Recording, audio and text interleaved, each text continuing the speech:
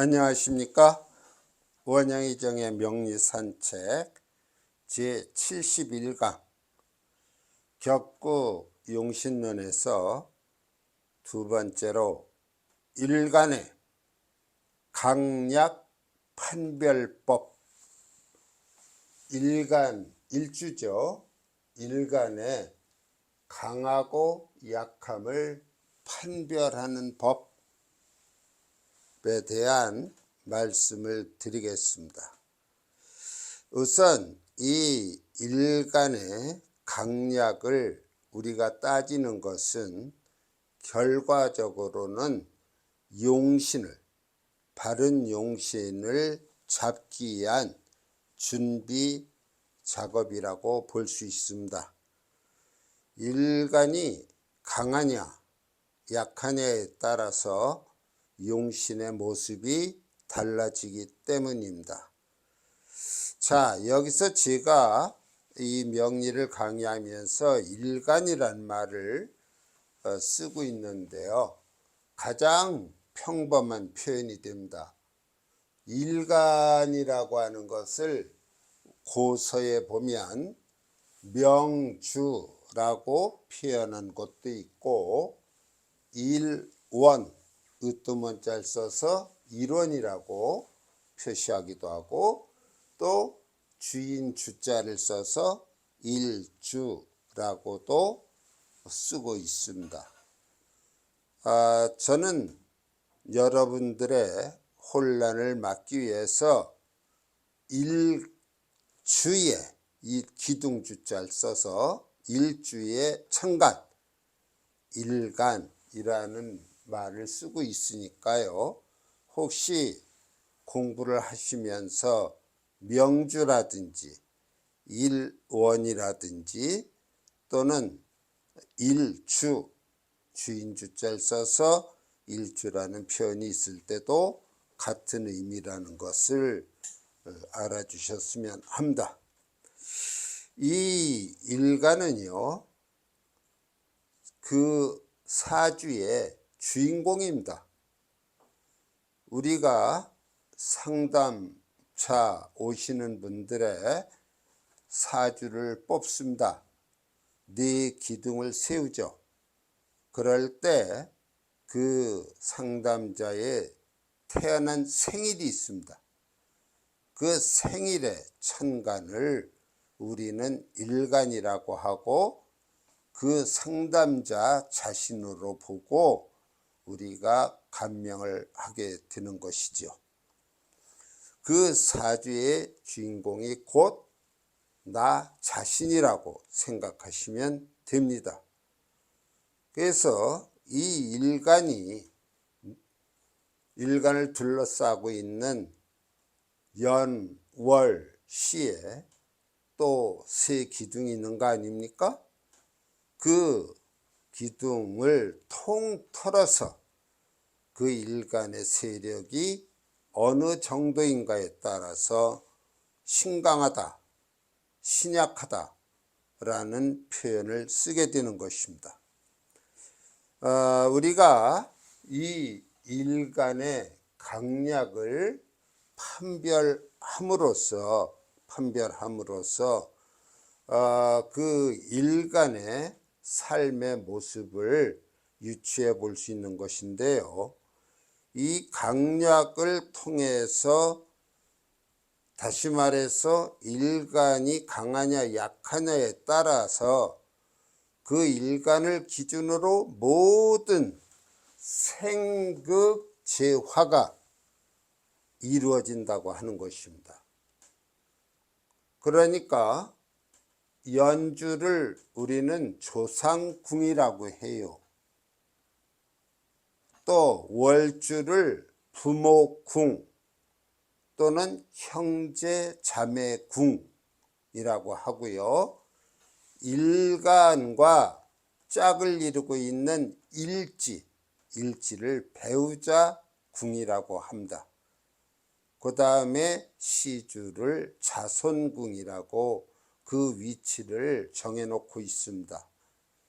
이럴 때 그 일간이 강하냐 약하냐는 조상궁, 부모궁, 배우자궁, 자손궁을 통틀어서 나의 세력이 나를 생해주거나 나를 도와주는, 다시 말해서 육친으로 말씀드리면 인수와 비견 겁재가 어느 정도 나를 도와주고 있느냐, 그 여부에 따라서 강하다, 약하다 라고 얘기할 수 있습니다.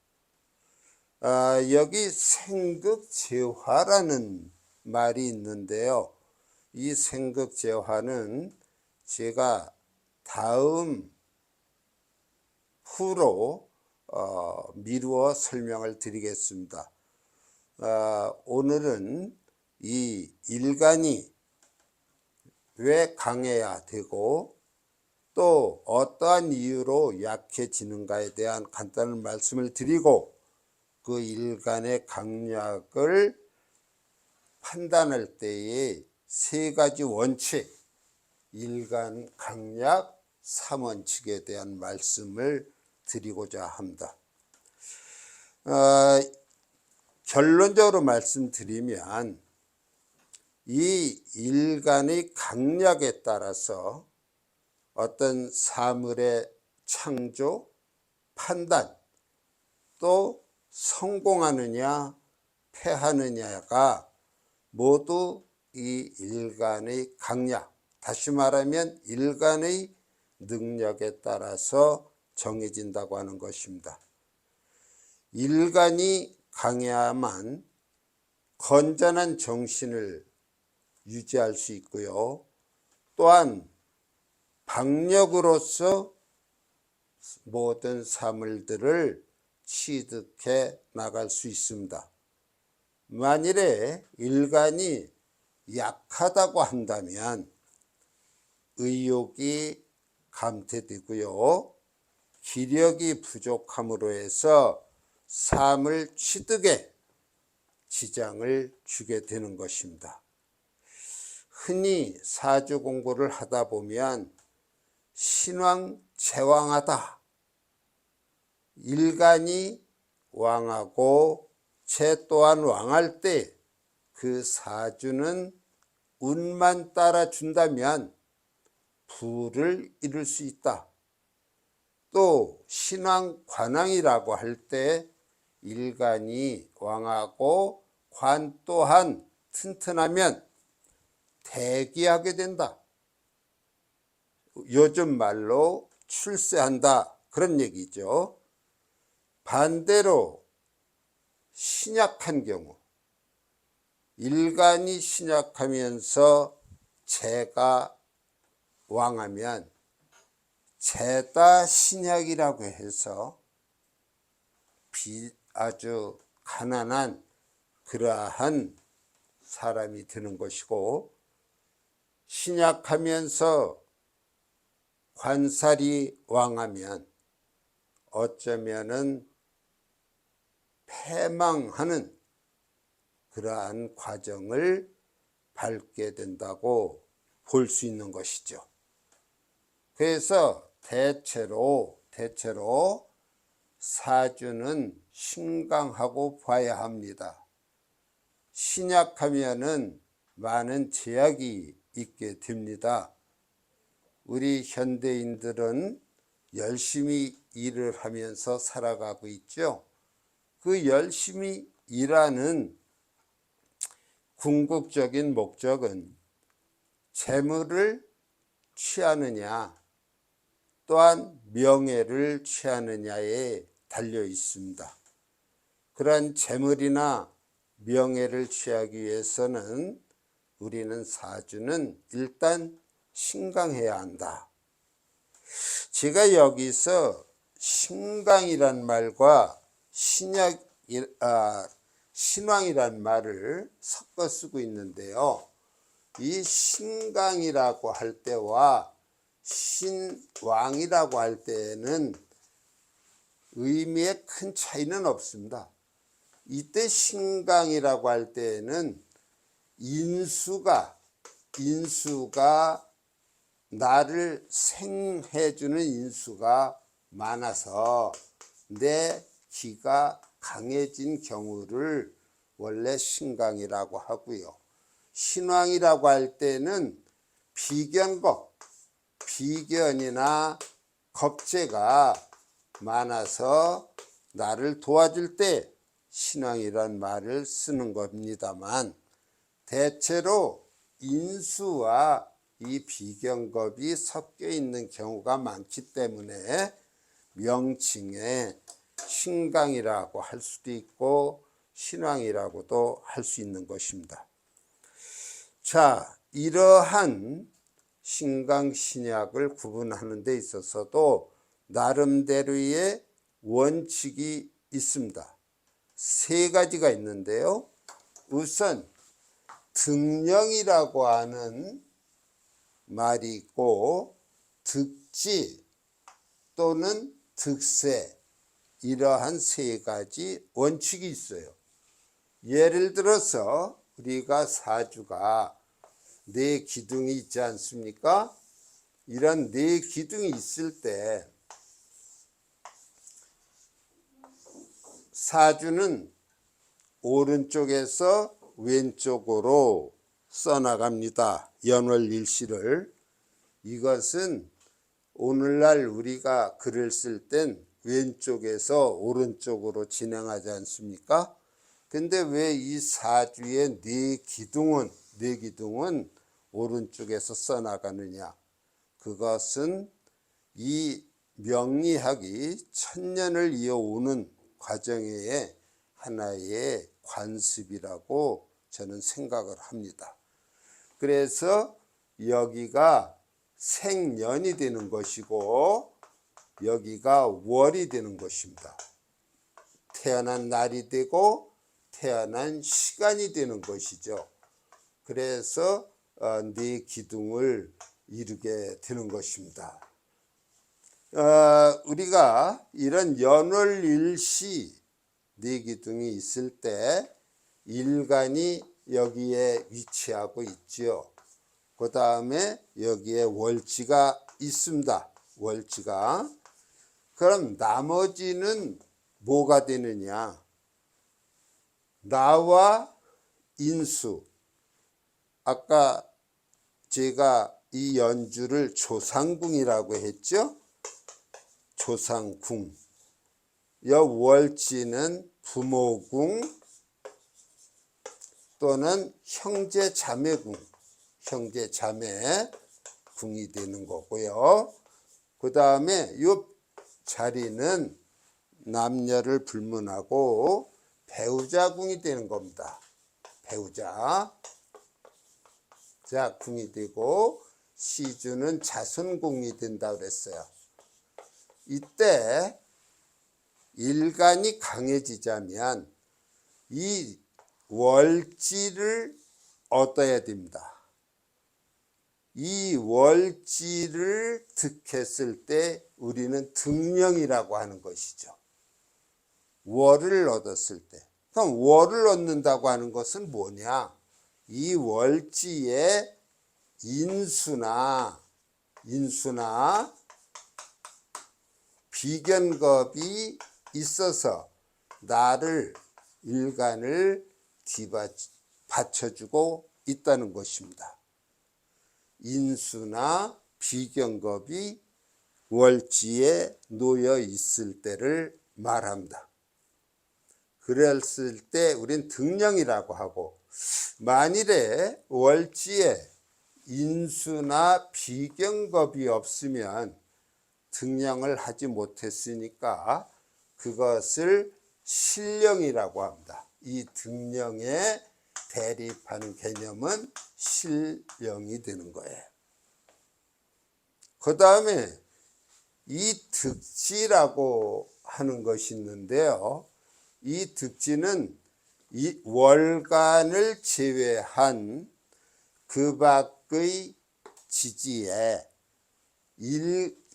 일간의 뿌리가 될 수 있는 인수나 비견겁이 놓여 있을 때 인수나 비경겁이 놓여 있을 때 득지라고 합니다.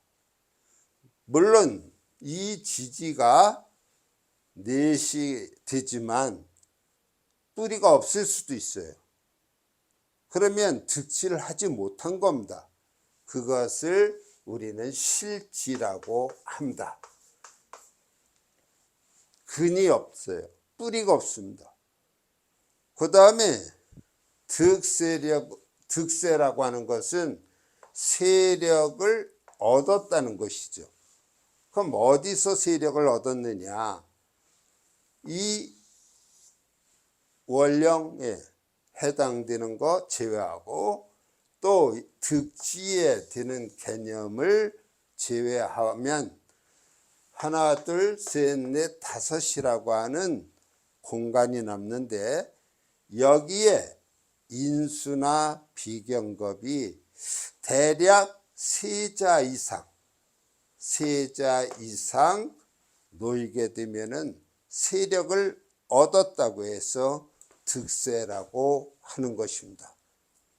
그래서 이 득령, 득지, 득세를 모두 이루게 되면 그 사주는 아주 강함이 지나친 태왕하거나 전왕을 이루게 되는 그러한 사주가 됩니다. 너무 강함이 지나친 면이 있는 경우가 되는 것이죠. 그래서 이 득령, 득지, 득세 중에서 두 가지만 해당되면 그 사주는 신강하다, 신왕하다 그렇게 얘기를 할 수 있어요. 다시 말하면 득령을 하고 득지를 했다면 신강 내지는 신왕입니다. 또는 득령하고 득세를 했다고 한다면 역시 신강사주 또는 신왕사주가 되는 것입니다. 이렇게 됐을 때 우리는 이 사주의 강약을 논하게 될 수 있는 것이죠. 다시 한번 말씀드리면 사주 일간을 제외하고 7칸이 있어요. 이 월지에 인수나 비경겁을 놓았다면 득령이 되고 놓지 못했다면 신령이 되는 것입니다. 또한 득지라고 하는 것은 이 지지에 일간의 뿌리가 될 수 있는 인수나 비경겁이 놓여 있다면 그것은 득지가 되는 것입니다. 그 다음에 이 나머지 빈 칸에 자기의 인수나 비경겁이 될 수 있는 육신이 세자 정도 이루고 있다면 그것은 득세가 되고 그렇지 못하다면 실세가 되는 것입니다. 그렇게 해서 사주의 다시 말하면 일간의 강약을 판단하게 되는 것이죠. 자, 이렇게 강하냐 약하냐에 따라서 용신이 달라집니다. 그렇기 때문에 이 용신을 우리가 바르게 잡기 위해서는 신강신약의 판단을 정확하게 해야만 되는 것이죠.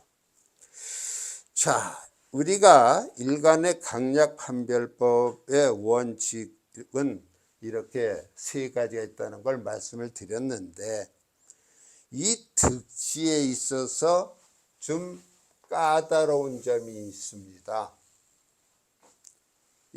우리가 12개의 지지 중에 진술충미라고 하는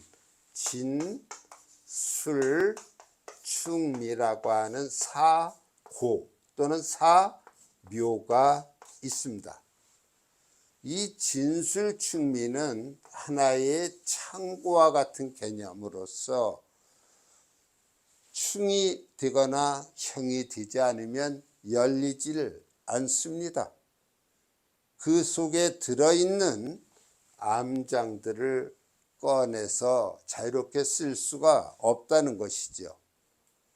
그런데 이 진술충미 속에도 그 일간에 뿌리가 될 수 있는 지장간, 암장이 들어 있습니다.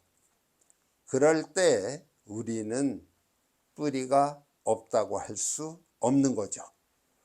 그래서 이 득지를 갖다가 묘고의 득지를 따지는 데 있어서 좀 설명이 복잡해질 수 있겠습니다만 보다 좀 명료하게 말씀드린다면 이 진 속에는 을개무라고 하는 암장이 있어요. 그 다음에 술에는 신정무라고 하는 암장이 있죠. 그 다음에 축에는 개신기, 그 다음 미에는 정을기, 이러한 암장이 있습니다. 그러면 이것을 통틀어 놓고 봤을 때 여기에는 오행, 다시 말하면 목일주, 화일주, 토일주, 금일주, 수일주의 어떤 근원이 될 수 있는, 뿌리가 될 수 있는 그러한 것들이 들어 있습니다. 여기에 보면은 을목이 있고요. 여기도 을목이 있습니다. 그러면은 간목이나 을목 일주가 이 진이나 미라고 하는 고를 지지에 깔고 있다면 거기에는 목기가 들어있다는 것을 의식하셔야 됩니다. 그 다음에 여기에 정화가 있고 여기에도 정화가 있습니다. 그러니까 이 술이라고 하는 고와 미라고 하는 고는 병화나 정화의 뿌리가 될 수 있는 그러한 암장을 가지고 있다는 것이죠. 그 다음에 축에는 화 다음에 네 가지는 다 본기가 토가 되기 때문에 이 진술충미는 다 무토나 기토일주에 당연히 뿌리가 됩니다.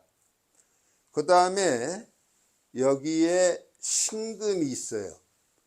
또 이 축 중에도 신금이 있습니다. 경금일주나 신금일주의 경우는 이 술과 그 다음에 축이 그 고 속에 뿌리가 있다고 보시면 됩니다. 그 다음에 진 속에 개수가 있고 그 다음에 축 중에 개수가 있어요. 임수나 개수일간에 뿌리가 담겨 있다고 볼 수 있는데요. 이것을 좀 더 정확하게 얘기하자면 이야기가 길어집니다. 그래서 이 묘고의 득지라는 개념은 다음 시간에 이어서 좀 더 구체적으로 설명을 드리고자 합니다. 이 묘고의 득지, 또 이 묘고라고 하는 것, 그것을 좀 더 세분화해서 다음 시간에 설명을 드리기로 하고 오늘 강의는 여기서 마치겠습니다. 감사합니다.